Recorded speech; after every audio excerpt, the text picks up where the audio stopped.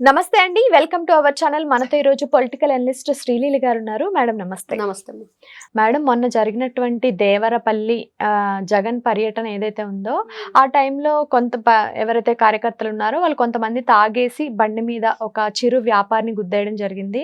ఆయన హాస్పిటల్ తీసుకెళ్లిన తర్వాత చనిపోయారు. అయితే ఇది ఒక ఎత్తు అయితే, ఇప్పుడు ఎవరైతే వైసీపీ శ్రేణులు ఉన్నారో వాళ్ళు జగన్కి రాష్ట్ర ప్రభుత్వం సరైన రక్షణ ఇవ్వలేకపోతుంది అని చెప్పేసి కేంద్రం వరకు వెళ్ళారు. ఇక్కడ ప్రజలకు అర్థం కానిది ఏంటంటే, ఎవరి నుంచి ఎవరికి రక్షణ కావాలి? అసలు సిచ్యువేషన్కి సంబంధం లేకుండా పర్యటనకు వచ్చింది ఆయన. ఈయన పని చూసుకుంటుంటే వాళ్ళు గుద్దేస్తే ఈయన ప్రాణం పోయింది. ఇప్పుడు ఆయనకు రక్షణ కావాలంటే మరి ప్రజలు ఎవరి దగ్గరికి వెళ్ళాలి రక్షణ కోసం? ఎవరి దగ్గరికి వెళ్ళాలి, ఎవరి దగ్గరికి వెళ్ళకూడదు? జగన్మోహన్ రెడ్డి దగ్గరికే వెళ్ళాలి. బాబు నువ్వు రాకుండా ఉంటే మా ప్రాణాలకి రక్షణ, నువ్వు వస్తే ప్రాణహాని అని చెప్పాలి వెళ్ళి. లేకపోతే ఇదివరకటి రోజుల్లో జగన్మోహన్ రెడ్డి అధికారంలో ఉన్నప్పుడు ప్రజలు ఎవరిని కలిసేవాడు కాదు. పరదాలు కట్టుకొని తిరగటం, చెట్లు కొట్టేయటం, ట్రాఫిక్ ఆపేయటం, కరెంటు తీసేయటం, ఇట్లాంటి కార్యక్రమాలన్నీ చేసేవాడు. ఎందుకు చేసేవాడు ఎవరికి అర్థం కాదు. ఆయనకి ఏదో ప్రాణహాని ఉందని చెప్పేసి భయపడుతున్నాడు అని చెప్పుకునేవాళ్ళు. అధికారంలో ఉన్నప్పుడు అలా చేసి ఈ రోజున అధికారం కోల్పోయాక మరి ప్రాణహాని ఎటుపోయింది? మరి జనాల్లోకి ఎందుకు వస్తున్నావు? అసలు జన సమీకరణాలు చేస్తుంది ఎవరు? జనాలను ఎవరు తరలిస్తున్నారు? ఎవరు మందు పోస్తామని చెప్తున్నారు? ఎవరు డబ్బులు ఇస్తామని చెప్తున్నారు? ఎవరు మేమే మీకు ఆటోలకు కూడా ఏర్పాటు చేస్తాము, లేకపోతే ఛార్జీలకు కూడా డబ్బులు ఇస్తామని చెప్తున్నారని స్వయంగా అక్కడ ఉన్న మహిళలే చెప్పడం జరుగుతుంది మీడియాలతో.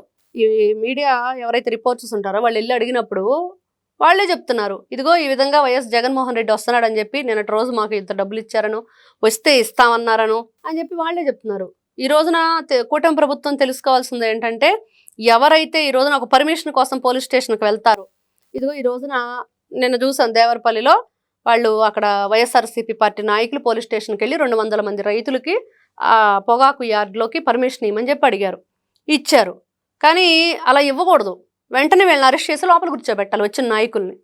అరే బాబు, మీ ఎంపీలేమో అక్కడ సెంట్రల్కి వెళ్ళి అమిత్ షా గారికి అమ్మో మా జగనన్నకు ప్రాణహాని ఉంది, భయం వేస్తుందని వాళ్ళు చెప్తుంటే నువ్వు జనాలను తీసుకొని వెళ్తానంటావా? అబ్బాయి కుదరని పని.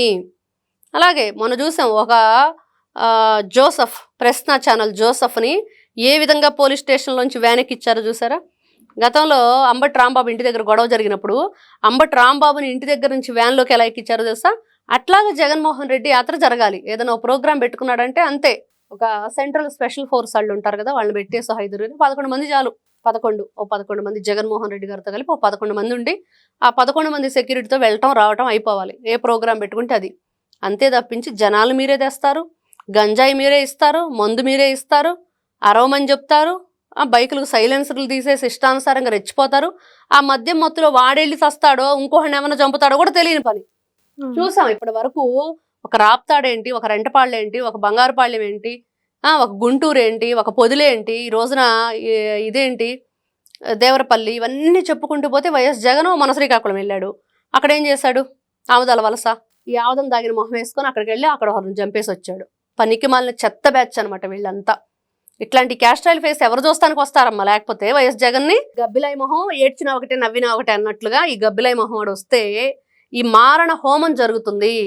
అమాయకంగా ఒక పాపం ఆ గెడ్డం మునిస్వామి అనే వ్యక్తి చిరు వ్యాపారి, తోపుడు బండ్ల మీద కూరగాయలు అమ్ముకుంటూ ఉండేవాడు. ఆ వ్యక్తిని వీళ్ళు అన్యాయంగా పట్టున పెట్టుకున్నారు. ఆ ఫ్యామిలీ పరిస్థితి ఏంటి?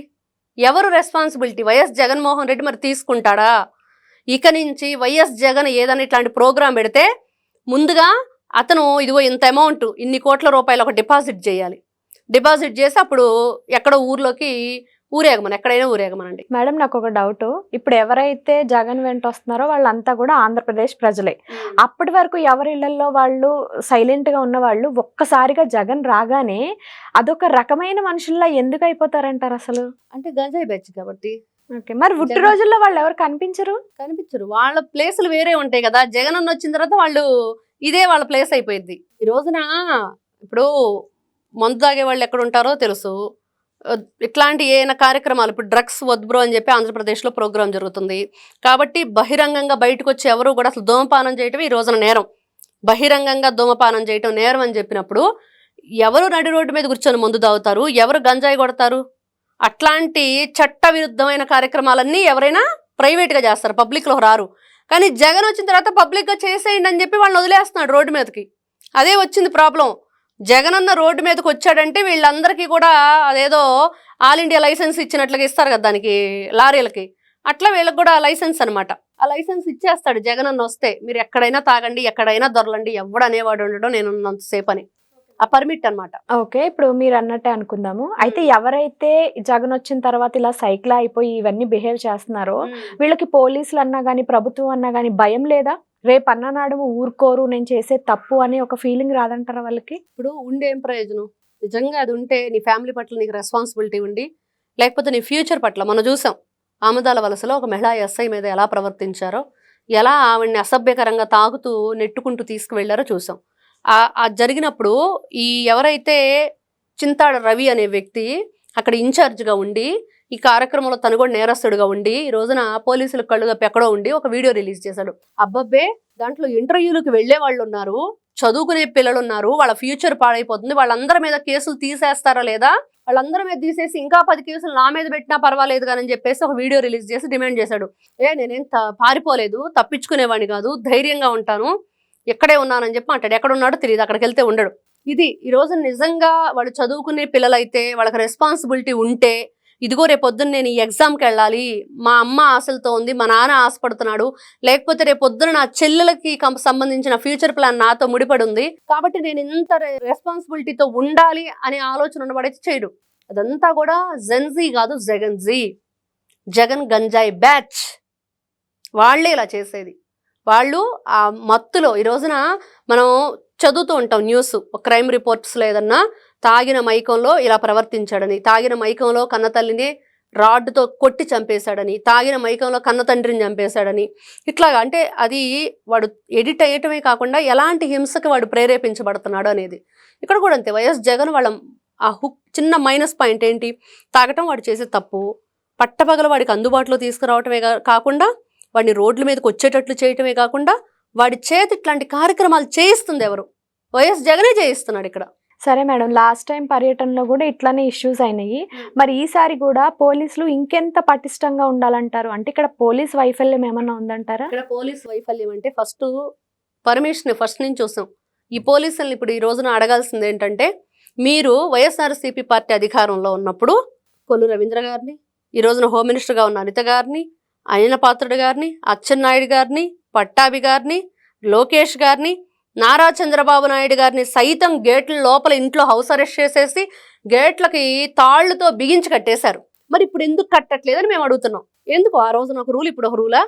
వైఫల్యం ఉంది కదా. మరి ప్రజలందరూ ఇదే మాట్లాడుకుంటున్నారు. ఆ రోజున టీడీపీ ప్రతిపక్షంలో ఉన్నప్పుడు, వైఎస్ఆర్సీపీ పార్టీ అధికారంలో ఉన్నప్పుడు ఆ రోజున ఎందుకు హౌస్ అరెస్టులు చేశారు? వీళ్ళందరినీ అన్యాయంగా అక్రమంగా అరెస్ట్ చేయటమే కాకుండా హౌస్ అరెస్టులు చేసి వాళ్ళ బయటకు రానివ్వకుండా, ఏదైనా ఒక అమ్మాయి, ఇదిగో ఒక దళిత మహిళని రేప్ చేశారు, ఆ అమ్మాయిని అక్కడికి వెళ్ళి పరామర్శించాలని నారా చంద్రబాబు నాయుడు గారు బయలుదేరితే ఆయన మీద తిరిగి కేసు.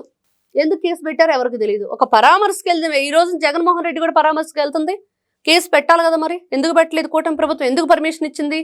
వాళ్ళు గౌరవంగా ఉంటున్నారు, చాలా హుందాతనంగా వాళ్ళు ప్రవర్తిస్తున్నారు, దాన్ని వీళ్ళు అలుసుగా తీసుకుంటున్నారు. అలుసుగా తీసుకుంటే ఎలా ఉండిద్ది? ఈ రోజున పోలీసులు కూడా చాలా జాగ్రత్తగా వ్యవహరించాలి.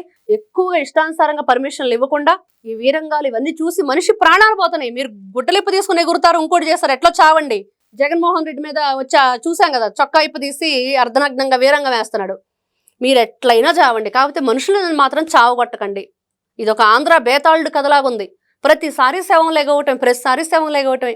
ఎన్ని రోజులు మనం చూస్తూ ఊరుకుంటాం? అమాయకంగా వాళ్ళ జీవితాలు సర్వనాశనం అయిపోతున్నాయి. గతంలో కూడా అంతే. రెంటపాళ్ళు వచ్చాడు, ఎవరో బెట్టింగ్ రైడ్ విగ్రహావిష్కరణ కానీ అంబులెన్స్ ఆగిపోయింది. ఆ కాన్వాయ్తో అంబులెన్స్ ఆగిపోతే దాంట్లో అబ్బాయి చనిపోయాడు, మధు అని, పాపం 30 years ఏం తక్కువ. ఇంకా ఈ రోజున దానయ్యని చూస్తాం. దానయ్య వయసు ఎంత? 38 ఏళ్ళు. జగన్మోహన్ రెడ్డి ఎంత చెప్తున్నాడు? 45 ఏళ్ళు అని చెప్తున్నాడు. ఎంత దుర్మార్గమైన మనుషులు వీళ్ళు. రెంటపాళ్ళు వచ్చినప్పుడు ఇంకో కార్యకర్త కూడా ఆ తోపులాట్లో ఊపిరాడక చనిపోయాడు. అట్లా 2-3 చంపేశారు. సింగయ్యని జగన్మోహన్ రెడ్డి స్వయంగా కారుతో తొక్కిచ్చేశాడు. ఈడ్చి రోడ్డు పక్కన చెట్లలో పడేసి వెళ్ళిపోయారు. ఎందుకు? ఆ వ్యక్తి మెళ్ళో చూస్తేనేమో వైఎస్ఆర్సీపీ పార్టీ కండువా ఉంది. పెద్ద ఆయన ఎలా పడిపోయాడు? ఏదన్నా యాక్సిడెంట్ అయిందేమో అనుకున్నాం. మరుసటి రోజు కదా జగనన్న మొత్తం చలనచిత్ర బయటకు వచ్చేసింది. ఇది జగన్మోహన్ రెడ్డి. ఇదిగో ఈ ఎపిసోడ్లో మనం చెప్పుకుంటూ పోవాలి. ఇక్కడ పోలీసులు బాధ్యత వహించాలి. కూటమి ప్రభుత్వం కూడా ఇక్కడ చూసి చూడనట్టు వదిలేయకుండా వీళ్ళకు బుద్ధి చెప్పాలి. ప్రజల జీవితాలతో ఆటలాడకండి. దయచేసి ఇలా ప్రాణాలు పోయిన వాళ్ళని ఎంతమందిని అని చెప్పేసి మనం వాళ్ళని ఇదిగో హెల్ప్ చేసుకుంటూ వెళదాం, అది కూడా కరెక్ట్ కాదు కదా. ఫస్ట్ ఇట్లాంటి వాళ్ళకి బ్రేక్ వేస్తే ఆటోమేటిక్గా వీటన్నిటికీ బ్రేక్ పడుతుంది. కానీ ఇది మాత్రం జెన్ జీ కాదు, జగన్ గంజాయి బ్యాచ్, జగన్ జీ, అది గుర్తుపెట్టుకోవాలి. Thank you madam. నమస్తే.